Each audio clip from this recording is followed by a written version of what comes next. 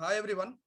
Today I have come up with a new topic called vaccines and their efficacy. As we are aware that in India and across the globe, we are facing a second wave of COVID-19.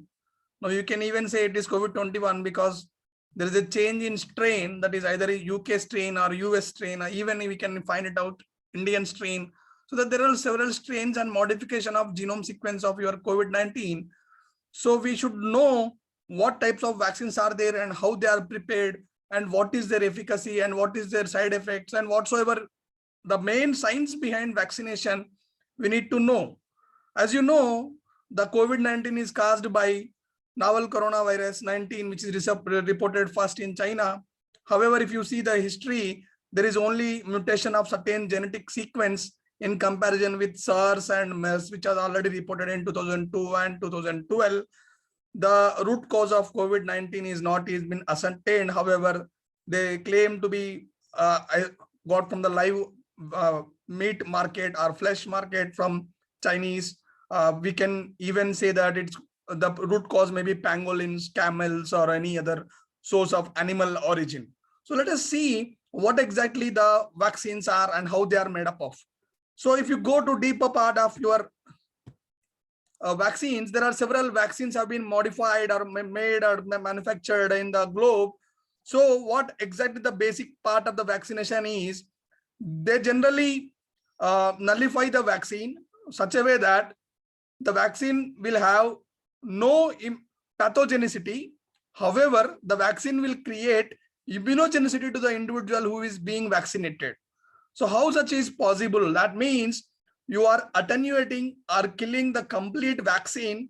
However, there is production of spike proteins or proteins in the human body after vaccination is much more abundant. However, there is the pathogenicity is very, very minimized or completely attenuated before giving to any individual. So now various types of vaccines are available. That is Moderna vaccine, that is lentivector vaccine, in vivo, CanSio, Sinovac, Sputnik, Bharat Biotech, AstraZeneca, Oxford, even Pfizer, BioNTech.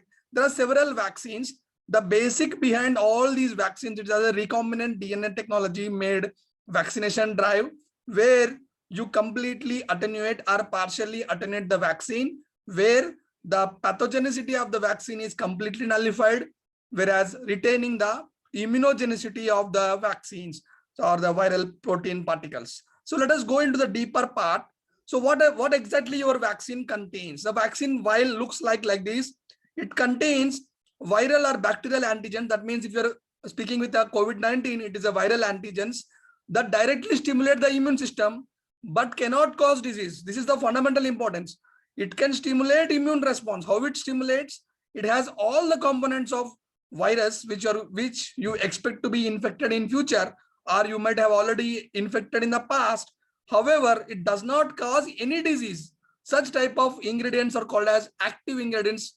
It can also be called as active pharmaceutical ingredient or active vaccine ingredient, which is responsible for creating immune response but not pathogenicity. This is the fundamental important. Next thing is stabilizers. If it is to stabilize the protein or vaccine, that is generally sugar or gelatin is added. Adjuvants, generally aluminum salts have been added to the vaccine. Why we need to add aluminum salts?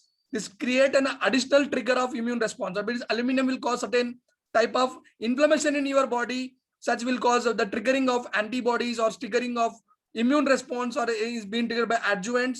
And preservatives, the thiomersal has been used as a preservative in your COVID-19, in your all types of vaccines. Antibiotics, these antibiotics will prevent contamination from bacteria or any fungi during the storage or production part. Trace components, sometimes you have formaldehyde or formalin, which prevents any trace amount of live vaccine to be completely attenuated. This type of components is a part of your viral vaccine. Each viral vaccine has different types of storage conditions, which we are going to see in near future. Next thing is different types of virus vaccines. That is live vaccine. That means it is live. However, it is live only to produce protein components, but it is not produce pathogenicity components. Whole inactivated, that means we're completely inactivating your vaccine. neither it is live, neither it is complete, neither it can produce any viral-like particles, but it produces proteins which is responsible to create an immune response. Split inactivated, that means you have certain portion of your viral components has been recombinant and they have been incorporated such that they can specifically produce only certain protein components which can trigger immune response. Synthetic peptides, that is similar to your viral components. Virus-like particles, the name itself tells you that it is similar to virus but not virus. DNA or RNA, that means, you know, the COVID-19 RNA is single stranded long RNA. This is the longest RNA till now reported in any virus. That is what we are seeing. Now recombinant subunits, that means you recombine viral-like components and which are similar to your COVID-19. And recombinant bacterial vectors, that means you take a bacterial strain or bacterial component, you incorporate your viral components which are similar to your COVID-19 into that vaccine. That type of things are called as recombinant bacterial vectors, and all these components are of your vaccines which are safe and effective. And if you are now in India, we have a viral component virus vaccines has been very well in the market, and we have very plenty amount of vaccines in the market. We are even donating to all foreign nations, that is vaccine Maitri. So do not listen to all myths and anything that vaccines are not safe. These are not available in India. These are only age bound. There are certain limitations. There is the science and technology team is practicing well-known guidelines to whom to be vaccinated and when to be vaccinated. So let us follow the science and technology and let us have vaccination for all those individuals whose vaccine is available. Next, let us go. There are several types. This is a made in India vaccine. This is a completely inactivated vaccine, which is inactivated by a chemical called beta-propiolactone. So it cannot replicate. It cannot produce any RNA of your virus. So it cannot even trigger any of pathogenicity, but it can trigger immunogenicity because it can produce all protein components required for creation of immunogenicity. Its efficacy is 81%. It is developed by Bharat Biotech Hyderabad in combination with University of Hyderabad. So it is very well safe and easy to ship and easy to store. So it is very well. And as it is, you know, it is an inactive vaccine. Taking this vaccine is similar to like consuming an egg. It's a very easy task. Next comes Sinopharm. So Sinopharm is a Chinese made vaccine. As you know, the most of the components which come from China are very less in quality. Even the Chinese officials have said that their drug is their vaccine is not that potent in comparison with global vaccines, especially with India. And so the efficacy of Chinese vaccine is very less. Again, it is an inactivated part of the viral vaccine with beta-propiolactone chemical. So again, it cannot replicate, but it can produce pathogenicity because it can produce all protein components. Next come Novavax. The name itself tells that it is an nanoparticle derived vehicle which contain spike proteins which can trigger immune response, because spike proteins are recombinantly made, which can be having similar pathogenicity, similar immunogenicity. They can trigger immune response, but there is no pathogenic response. That means the nanoparticles, we are encapsulating the nanoparticles with spike proteins which are not pathogenic but which are immunogenic. So this is also very effective. Next comes Biotech Pfizer vaccine.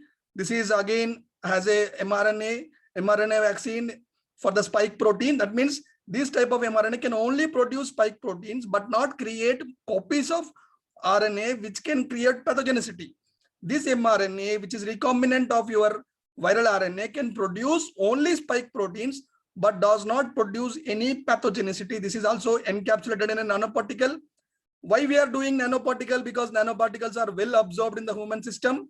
They can trigger immune response very fast, and absorption is very fast, and the immune response, your antibodies are ready, and you can be safe enough from all the infection either in the present, past, or in the future. So sorry, not in the past, present, and future. Johnson & Johnson, this is the only vaccine in the world which is a single dose vaccine, and it contains again a double stranded DNA. That means you are transcribing the RNA into double stranded DNA. This double stranded DNA is again, which is it cannot trigger any pathogenicity, but it can trigger immunogenicity. So this is the fundamental information of Johnson and Johnson's vaccine. Next come Oxford AstraZeneca vaccine. This is also a double standard DNA vaccine, which is again transcribed part of RNA, which can only produce spike proteins of your COVID-19, which is far better, which can produce immunogenicity. That means you can trigger the antibody response, but without any triggering of pathogenicity. This is the fundamental information you need to know. Now comes, there is in globally, there have been certain cases where a certain population of the people have been side effects such as blood clots. What are those blood clots and why these have been caused? So if you see any of the vaccines which are caused by blood clot, these caused because of only those vaccines which are DNA type, not RNA type vaccines, because a lot of data is yet to come. So do not rely on any rumors which spread by the non-scientific community of news or any anchors and everything. Only rely on scientific information. So let us see what exactly is happening with the vaccines and etc. Now, if you see, we have a very good research articles in the Nature and several other good articles. What they say that the spike proteins bind to a protein that is endothelial surface receptor that is called as neuropilin. So whatever the spike protein which binds to neuropilin is having augmented response. That means the amount of viral transfer from individual to individual varies with expression of neuropilin. That means an individual with high amount of neuropilin on his surface has more chance of COVID-19 infection rather than lower amount of neuropilin. What exactly this neuropilin is? This is an endothelial cell surface receptor, which is less dominant in those individuals who has past infection of malaria or who has even the treatment of chloroquine or hydroxychloroquine.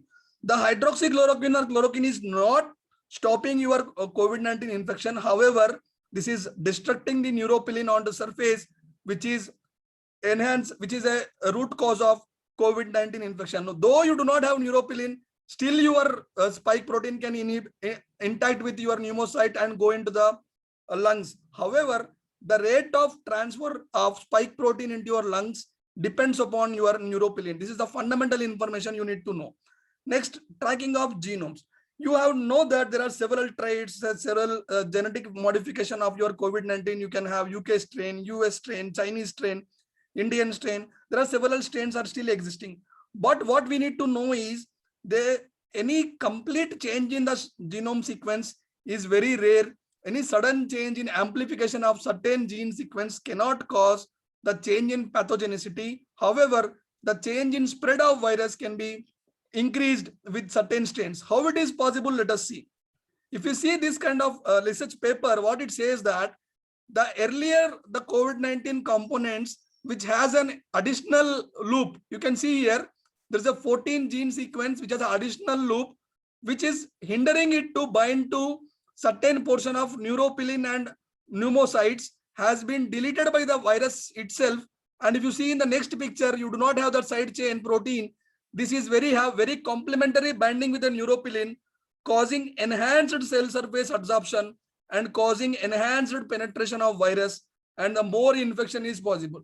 Such type of infections are called as genetic modification or traits, or you can even say strains, etc. Such strains, however, you do not get mesmerized with it causes more pathogenicity. No, pathogenicity with little modification, you cannot expect more pathogenic. However, the rate of transfer of virus is more in certain strains. However, the effect of pathogenicity across the globe is same.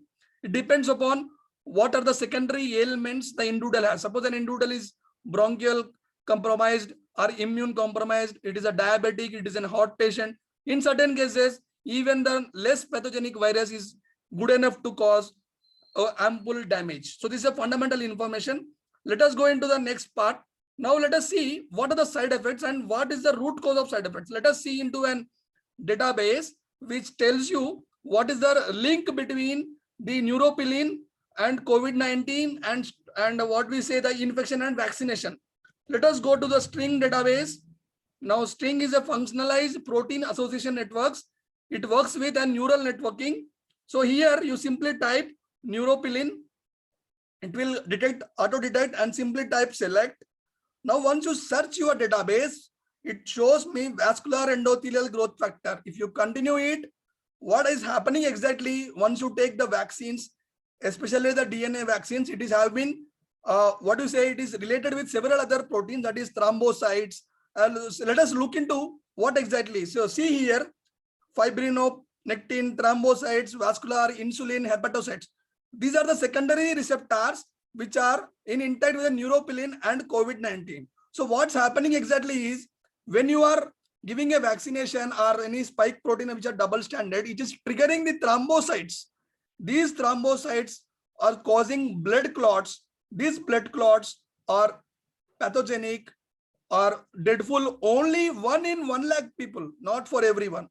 So getting vaccination is very, very important. Do not believe in myths or mythology. Only thing is, 1 in 1 lakh individuals are having troublesome after having vaccination, that too because of thrombocytes, and this is because of only DNA vaccines, that too with only with certain, only very, very minute amount of population, that is called as adverse vaccine reactions, are very rare. Till now in India, almost all 10 crores of population is vaccinated. Hardly we can expect 20 to 30 people have been infected with this of blood clots. So do not bother about it. However, if you have any problems, we cannot say. However, 99.99% all the vaccines are safe. By saying this, let us educate others for vaccination and increase the rate of vaccination. Be safe, use mask, keep social distancing, educate your neighbors. Hope you understand. We will come back with another lecture. Thank you all.